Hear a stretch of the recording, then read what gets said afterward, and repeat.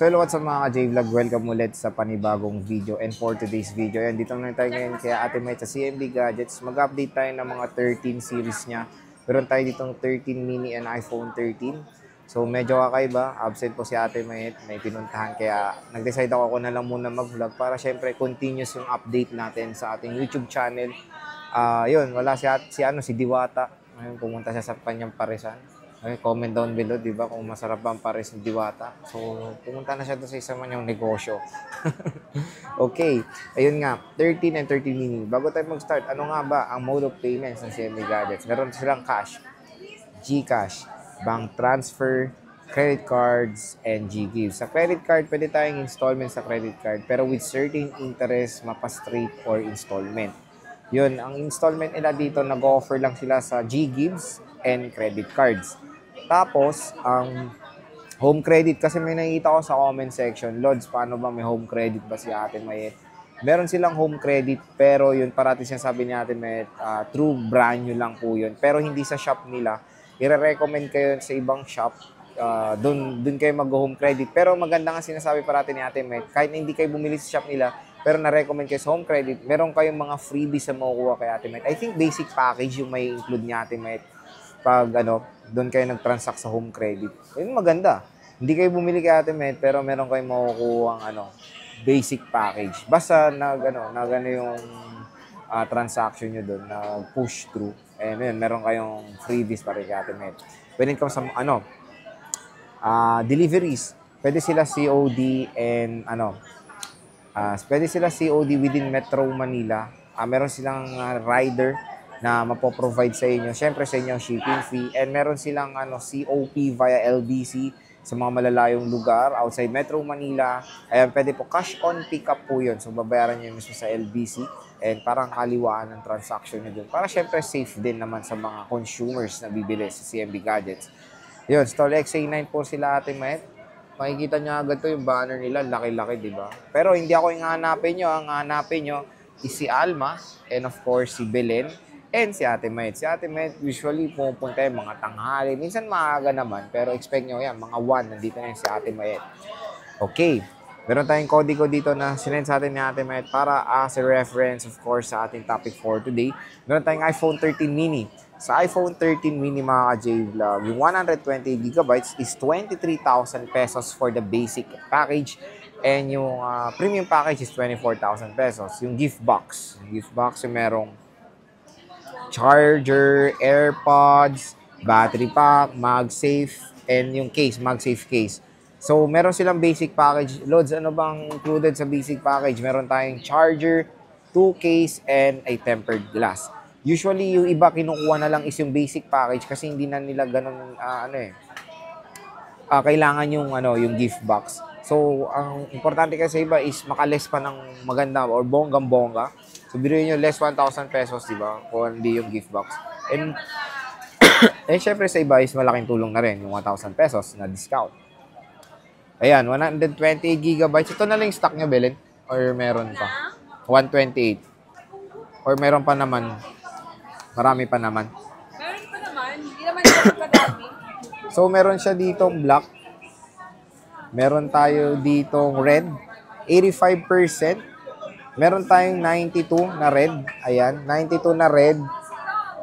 Ang ganda, makikinis yung 13 mini nila Ate Mayet dito. Meron tayong 85 na product red. Meron tayo ditong color black na 87 and color dalawang 87. Meron pa naman silang stocks dun. At meron tayong alpine green na 128GB and white. White, green, and blue. Ayan. So, marami namang color options si Ate Mayet when it comes sa 13 mini dito sa CMB Gadgets. Marami siyang 13 mini kasi mga ka-J-Vlog. 256. Sa 256 is 26,000 pesos for the basic package and 27,000 pesos for the gift box or with gift box. So, yun. 13 mini. Bigyan rin tayo ng mga quick specs since ako naman ay nandito sa video. Magbigay na rin tayo ng mga quick specification when it comes sa iPhone 13 mini. Sa iPhone 13 mini, meron siyang dual rear camera. Kung mapapansin nyo, diagonal na yung camera ng iPhone 13 mini kasi mas malaki na siya. Kasi sa 12, di ba, straight siya. Dito diagonal kasi mas malaki na yung camera module niya, kumbaga. Both 12 megapixel rear and ultra-wide camera. Support niya ng 4K video recording, and quick reminder na manage your expectation while using the iPhone 13 mini.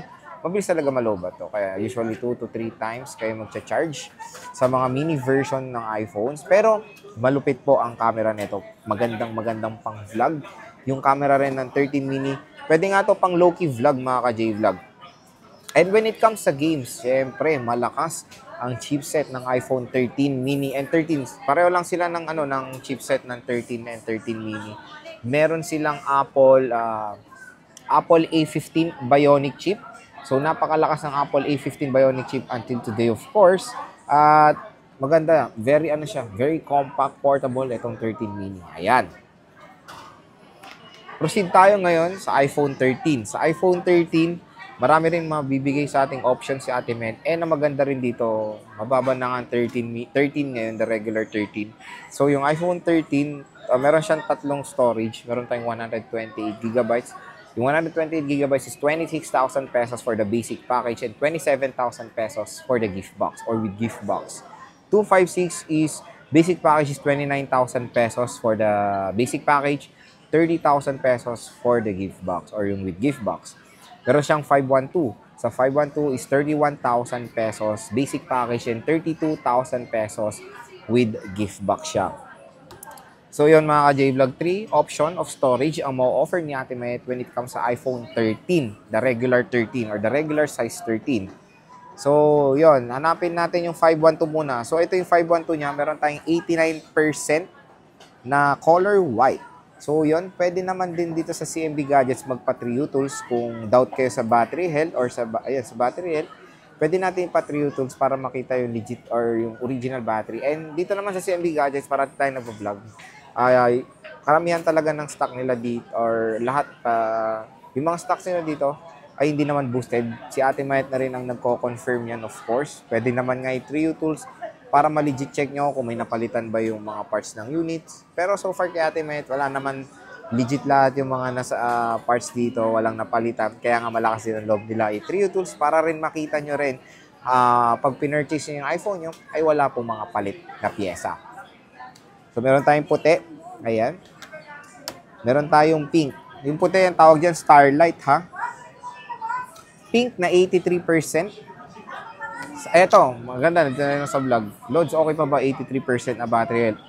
Ako tatanong, yes. Considering the age of this device, ano na to di ba? Na-release to 2021.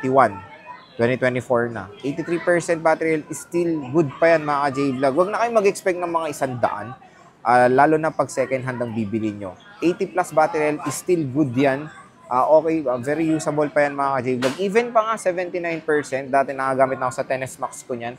Malakas pa mga 79%, mga ka-J-Vlog. Huwag kayo parating magbabase sa battery health. Magbase kayo sa capacity ng unit. For example, itong iPhone 13, I think nag-upgrade na to, nasa 3 plus na yung milliampere niya. Compare nyo naman kasi sa mga Androids na nagsisilabasan yan na merong 5,000, 6,000, 7,000. Sa iPhone kasi usually ang battery nila nag-range sa 3 to 4,000 milliampere battery capacity. Kaya tingnan nyo naman ang layo ng agwat. Pero syempre si Apple ay very pero syempre si Apple or si iPhone, kahit na maliliit yung battery capacity niya, meron kasi siyang yung software optimization. Sa software optimization, nababasa kasi or nare-recognize ni iPhone ang inyong paggamit or yung pattern ng paggamit nyo para mas makatipid nga ng battery. So yun na maganda naman dito sa mga iPhones is yung very stable na software optimization. So yun, meron tayo ditong pink, 83%. 83%, all goods pa yan ha. As long as syempre original yung battery, hindi siya palit. Syempre dito sa CMB Gadgets, sinabi sa atin ni Ate May, very transparent naman si Ate May. Yung mga battery ng unit sila ay wala pong palit. All original at pwede nyo pa-Trio Tools yan. Meron tayo 89% na 128GB. Meron tayo ditong red na 92% mataas. Meron pang 92, expect nyo na rin yan. Iba kasi may brand nyo pa naman kasi ng iPhone 13 hanggang ngayon. Kaya expect nyo na meron pa talagang 100.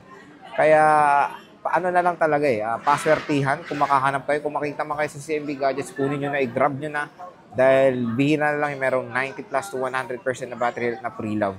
Usually yan, 80 plus. Meron tayong 85, 86.